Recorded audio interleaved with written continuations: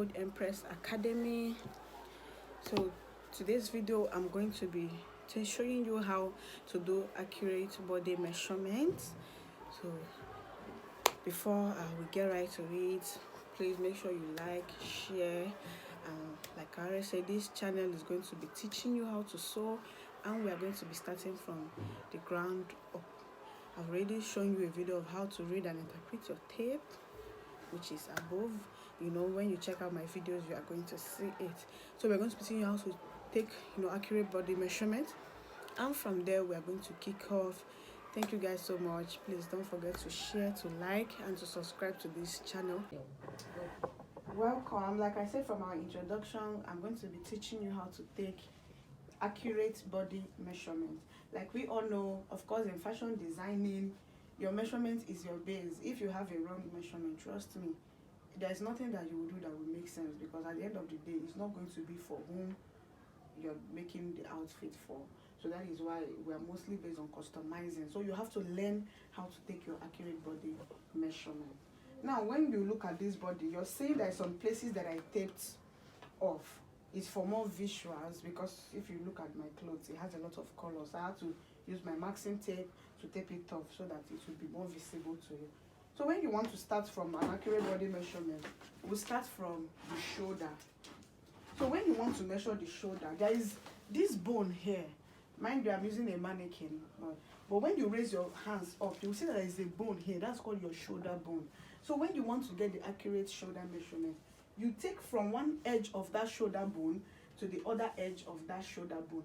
That is your shoulder measurement. If you don't know how to get the shoulder bone, just slightly raise your client's hand up. You see that place that is a dip? That's the beginning of your shoulder bone to the other hand. So that is how you get the shoulder. Now, after the shoulder, the next accurate, like the next important, there's some measurements that are very important, and there's some measurement that from it you can generate other measurements. As we go further in the channel, we'll get to learn more about that. So you get your bust measurement. Now, when you want to measure your client, don't come and stand in front of your client and be breathing your air. It will make them uncomfortable. Stand slightly at the side so that you will be comfortable, your client too will be comfortable.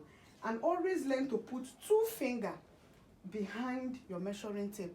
This finger acts as ease. You might say, won't it be too big? It depends. When you're working with a stretchy fabric, that's why you minus 2 inches or 1 inch, depending on how the fabric stretch. But always make sure you have 2 of your fingers behind your client and behind the tape. It acts as ease. So you don't have to start putting too much allowance in the clothes. This is already an ease already. So when you want to take your bust measurement, you find the pointiest part, the fuller part of your bust. As you can see in this mannequin, it is where this tape is. Once you do it, you see that my 2 fingers are in between. Make sure that it's balanced. Just tighten it. Remember, you already have your ease. This mannequin is giving us 34. After that, please make sure you put down all your measurements. Another important measurement is your under bust measurement. Now, how do you get your under bust measurement? Of course, your client has to wear a good fitted bra. When your client is coming for measurement, please tell them to wear something that is fitted. They have to put on a good fitted bra. Now, your under bust is exactly where that your bra iron ends. Just exactly. The bra iron ends. When you wear a bra, you're seeing that place that your bra sits. That is your under bust. Now, how do you do it? When it comes to the under bust, I don't always like to put 2 fingers, because remember, the under bust is meant to help you lift your bust up. So what I do, this is how I do the measurement. I just put it like this. Just make sure, don't tight the tape. You're not trying to choke your client. Even if they want you to do tight clothes, don't tight it. You can always adjust while you're doing your illustration. So once you've gotten that, like I was saying, when it comes to your under bust, you're ending it here, so directly over to your waist. When you're dealing with your waistline, when you're measuring kids, you can bend them over. That place that you see that cinch, that is your natural waistline. You can even do that with adults. You can just, maybe as you're discussing with your client, you can just slightly put your hand and just bend them over. That place that you feel that cinch, That is their natural waistline. Now, the natural waistline is always 2 fingers above your navel. 2 fingers above your navel. But you cannot come and start touching your client's navel to start looking for it. That doesn't make you a professional. You understand? So if you're used to the body, just look, and then you can just slightly, oh, you understand? You mustn't make it obvious that you're looking for navel. No, don't go and expose yourself that you are new and you're trying to look for the navel. You can just slightly tap the stomach, and once you find the navel, go 2 fingers above it. That is where your natural waistline is. These are maybe for our plus size client that they are really big. You understand? So once you get that, you just take your tape measurements around it, and remember our 2 finger rule. Remember I told you the 2 finger rule should not apply to the under bust. Once you put it, our mannequin is having 25 inches. So you see there is a ease already. How to know that the measurement is good is this. You can move your tape around. You see, if I remove my 2 fingers, you see what that ease is doing for us. But if I do without the ease, you see that I'm even finding it hard. The mannequin is moving with me, and you don't want this on your client's feet. It will be too tight. Remember, they will sit. Remember, they will move around. So you have to give ease. Now, the very next measurement is our hip measurement. Now, how do you get this hip measurement? Human shape is always different. Human figure is always different. There are some people that some part of their hip here is big, some is inside, some is outside. We all have our unique, beautiful sizes and shapes. Now, for you to be on the safe side, for you to know that, I won't have any problem whatsoever, just look from your side. The fullest part are these bum parts. No matter how different our shape is, there's always a part of your bum that is more protruded, that is the fullest. That is where you are going to put your tape as your hip measurement. As you can see from our mannequin, this is it. So once you just get that, all you just need to do is remember, stand beside your client and put it, make sure that your tape is touching that fullest part. And remember our 2 finger rule. Our mannequin here is giving us 40. Are you seeing it? You take down your measurement. Now, after those ones are done, these measurements we took now is, with this measurement, you can build so many measurements from it. So even if your client is not here, you can tell them, okay, send me your this and that, and you can use it to create a guide for them. But because we were doing customized, of course, we have to go further to take some actually important measurements too. Now, you would start from your shoulder when you want to measure your nipple point. These are for when you want to build bustier, your darts, That is actually when you need this measurement that we are coming. So you take from the tip of your shoulder. How do you get the tip of your shoulder? Just use your visual eye and just create, a center part from your neckline down like this. So once you get this is the tip of our shoulder. You're seeing it here. From the tip of the shoulder to the nipple, you get. So now when you want to take this measurement and you notice that your client is not wearing a bra that maybe is packing up well, just use your hand and drag the bra up. Just push it up. Make sure that the breast is, breasting. So just, arrange. This is your work. Arrange your client the way that when you measure, everything will come out beautifully. So you put it here and you take it to the nipple. Now, how do you get your nipple point? There's actually a measurement that you can get your nipple point from your bust circumference. As we go on in this channel, I will teach you all those formulas. But for now, let us take the measurement. Now, how do you do this? You can't come and start asking your client, touch nipple for me. Let me see your nipple. Let me see. Somebody will slap you because that is, you're actually harassing the person. It's wrong. You have to use your visual eyes. After you set it well, know that there is a distance between this under bust. Look for where the breast is more pecky. If you notice this mannequin, it goes like this and it becomes pecky here before it slopes down. So that place that the bust is more pecky, that is your nipple point. And in this case, our mannequin's nipple point is 9 inches. Then, once you take from your shoulder to your nipple, your shoulder to your under bust.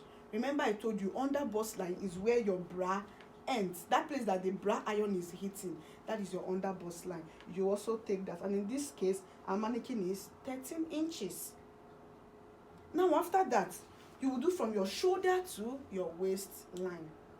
Now shoulder to your waistline, you remember I told you 2 inches above your navel. You can still use the natural waistline and just cut it there. And on this mannequin we have 17 inches, which is actually an average, body measurement. Like I told you, as we go on in this channel, I will teach you how to get different formula measurement and how to classify measurements based on the sizes. After that, you take from your shoulder. Remember, look at my hand. You see I've not moved it from my shoulder point, from your shoulder to your hip. The same thing that applies, the most techiest part of your hip, that place that the bum is shooting out more, that is the line of your hip. And in this mannequin here, we have actually 26. You get? There are mostly averages from 24, 25, but human measurement is different. And you remember that our mannequin has a height underneath that is, making it a bit longer. So this is my mannequin. Of course, when you're measuring on your model. Once you're done getting those measurements, these are just a full gown, body-based measurements. If you're doing for a blouse, our blouse always ends like, let's just say like 2 inches before your main hip line. A good blouse length should be here. You understand? Except maybe you want to do some designs before. There's so many blouse designs. So if you're measuring your blouse and you ask your client, this is where you ask your client, where do you want your blouse to stop? They will point it. And mind you, they will always look down. Don't measure your client while they are looking down. Because why? If I look down and I measure this length, I might be getting 12. By the time I stand up, are you seeing? I'm looking down. This is where my length is. You see? So once they show you, tell them, okay, look straight. And then you use your hand and say, here. They will say yes. Then you measure.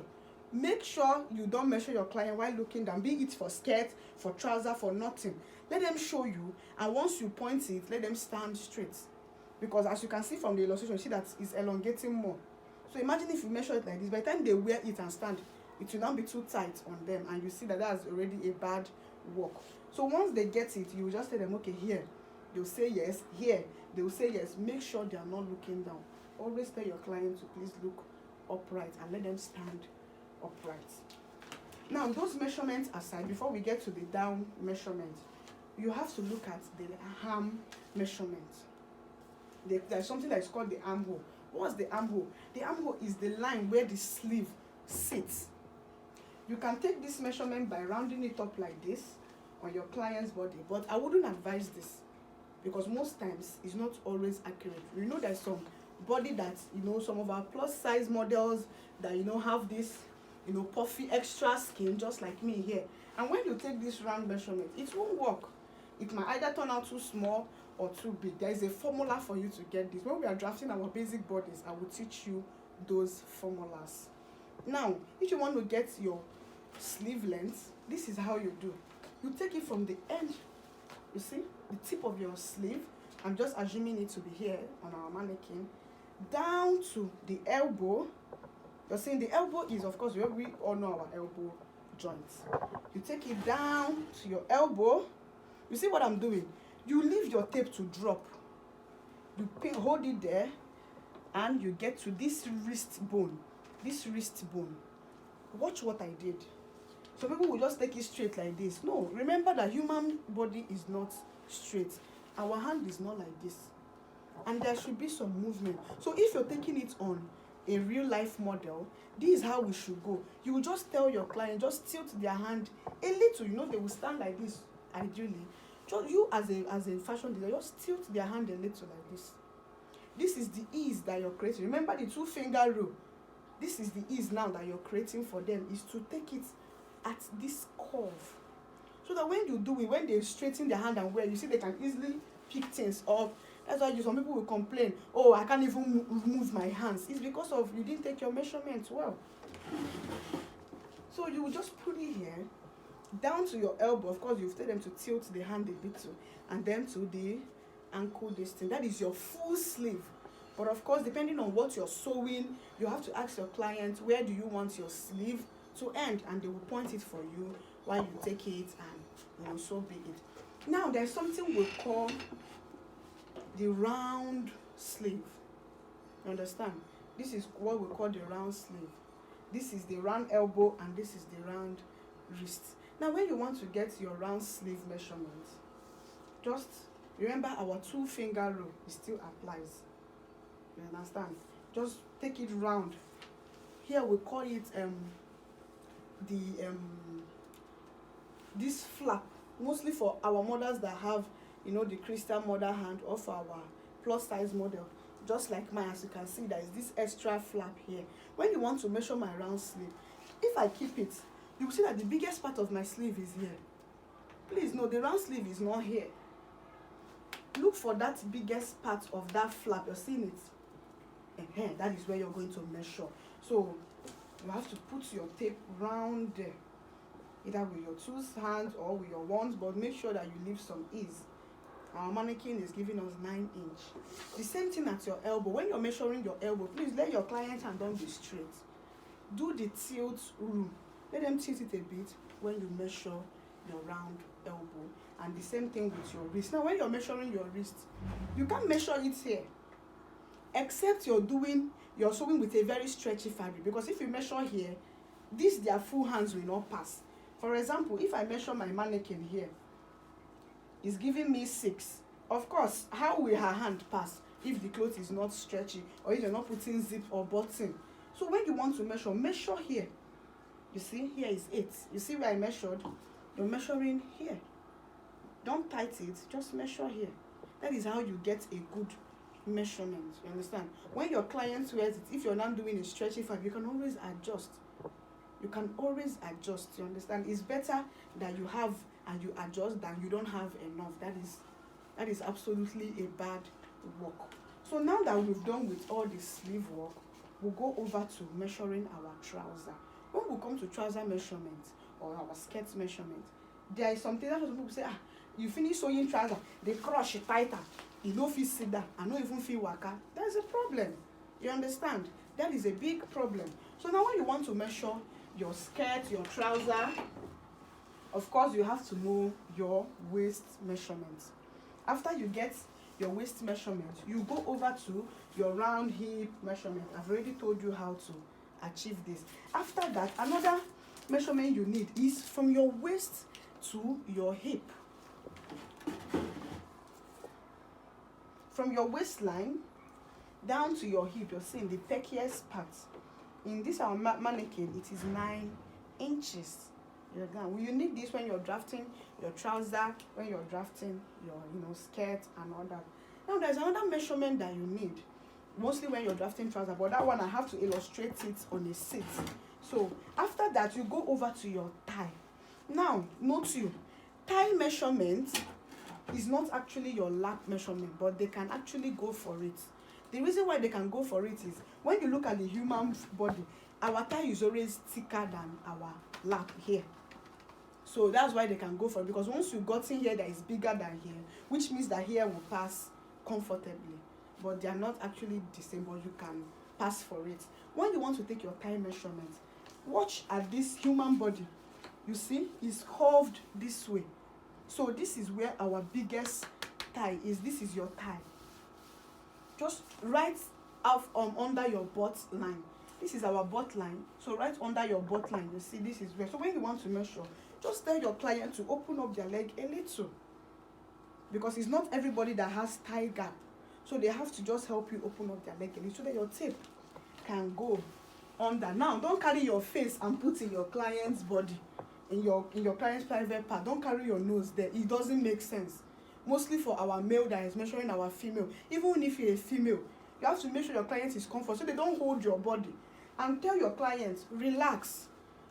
Bring out your big tummy, no problem. We will cinch it for you. Don't try to. The clothes will not turn out well. Tell them to relax. They should breathe. Relax all the excess tummy, no problem. We are designers. We will help you, give you, artificial flat tummy. So moving on. Now, when you want to measure things like this, just give them some space. Remove your face. And then do this, you see? Just right under your butt line. Let it go from down up. You're seeing it. and make sure that the person can move around. After that, you measure your round elbow. When you're measuring your elbow, I'm going to illustrate that one here. When you're measuring your elbow, don't make sure your clients are not standing straight.